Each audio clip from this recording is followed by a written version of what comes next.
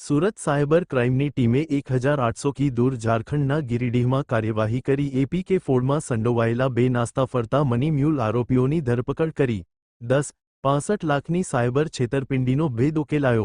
Surat cyber ક્રાઇમની બે ટીમોએ 4 દિવસના સઘન ઓપરેશનમાં બે મની મ્યુલ આરોપીઓને ઝડપી પાડ્યા।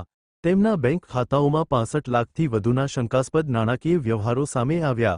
અહેવાલ જતીન પરમાર।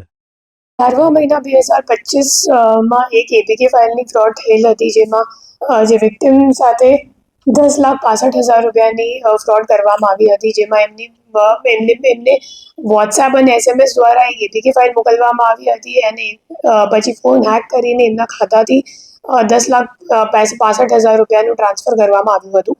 તો આ ગુનાના કામે અમે લોકોએ જ્યારે ઓપરેશન મ્યુલ હન્ટ લોન્ચ કરી હતી 12મા મહિનામાં છેલ્લા વર્ષમાં, તો ત્યારે ઓપરેશન મ્યુલ હન્ટ દરમિયાન આ ગુનાનું ડિટેક્શન કરવામાં આવ્યું હતું, જેમાં રાજેશ્વર સ્વાઈન અને ઝિયાઉર રહેમાન કરીને બે આરોપીઓની ધરપકડ કરવામાં આવેલી હતી અને એમની ઇન્ટેરોગેશન મુજબ આ કેસમાં જે મની મ્યુલ આરોપીઓ હતા, તો એમની ધરપકડ કરવા માટે પછી ટેકનિકલ વર્કઆઉટ ચાલુમાં હતી અને ટેકનિકલ વર્કઆઉટ કરવાથી ખબર પડી કે જે બંને આરોપીઓ છે એ લોકો છેક 1800 કિલોમીટર દૂર ગિરિડીહ ઝારખંડમાં એમનું લોકેશન આવતું હતું। પછી આપણી ટીમ ત્યાં ગઈ અને લગભગ 4 દિવસ સુધી એ લોકોએ અલગ અલગ ભૂમિકા લઈ, અલગ અલગ રોલ લઈ અને હ્યુમન એન્ટ દ્વારા બંને આરોપીઓને શોધીને લોકલ પોલીસની મદદથી, બે પોલીસ સ્ટેશનના પોલીસની મદદથી એક ઓપરેશન કરીને બંને આરોપીઓને ધરપકડ કરી છે।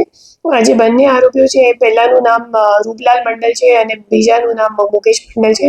એ બંને મની મ્યુલ આરોપીઓ છે। સો એપીકે ફાઇલના ફ્રોડમાં જે પૈસા ગયા હતા એ રૂપલાલ મંડલના બે ખાતાઓમાં ગયા હતા અને રૂપલાલ મંડલ પછી આ ખાતાઓમાંથી પૈસા વિડ્રો કરીને મુકેશ મંડલને આપતો હતો। તો એ બંને આરોપીઓને ધરપકડ કરવામાં અમે લોકોને ઘણી સફળતા મળી છે અને એના પાછળ ટીમની ઘણી બધી હાર્ડવર્ક છે। ટોટલ 10,65,000નું આપણી પાસે ફ્રોડ હતું, પણ આપણે એમના ખાતાઓને જોવા જઈએ તો કુછ 75 લાખ રૂપિયાનું ટ્રાન્ઝેક્શન એમના ખાતામાં થયું છે।